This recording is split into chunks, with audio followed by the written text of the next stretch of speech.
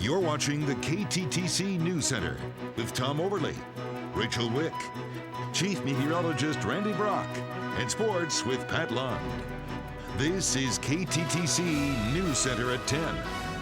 She thinks about it a lot, but at 12 years old, Shannon O'Hara is determined to beat the brain cancer and the brain tumor that snuck up on her without warning in April. And as Chris Conte and photographer Chuck Sibley found out one recent Saturday, sometimes courage can be pretty contagious.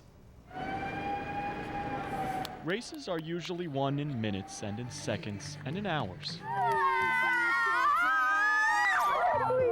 But Shannon O'Hara is trying to win hers in years. We had a meeting with our neurologist who told her, you know what, Shannon?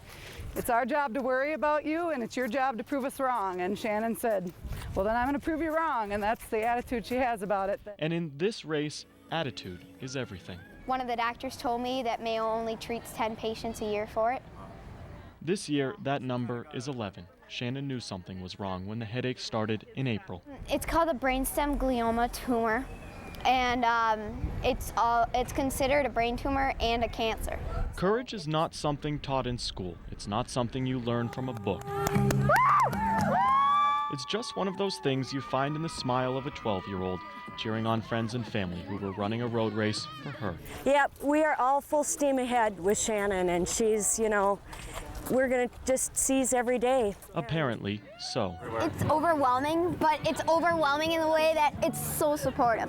Yeah. This 7th grader has some pretty heavy hitters on her team, including Minneapolis Mayor R.T. Rybak, but she just calls him Uncle R.T.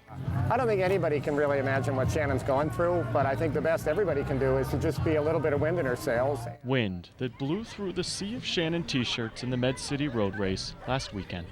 The most important thing for me right now is keeping a normal schedule and trying to do the normal 12-year-old things and not think about that. Shannon has an intense drive and will to live, you see, maybe once in a lifetime. But she is a realist as well. My life is going to mean something to someone somewhere. If it's the doctors, that they learn, oh yeah, we have to do this right next time. Or if it's my family, that I make it like so many years that they're amazed that I made it that long, Her tumor is right in the middle of her brain. Doctors can't operate there. They can just hope that somehow, some way, the chemo and radiation will work.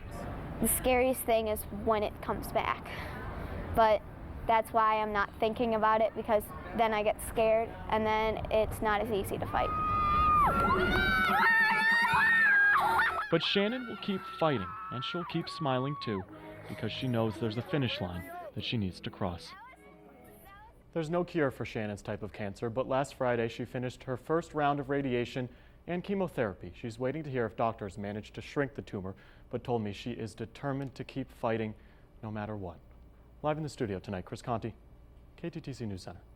Shannon is certainly an exceptional young lady, and so is her family. We wish them all the best. Our prayers are with them. Such an inspiring young lady. Yep.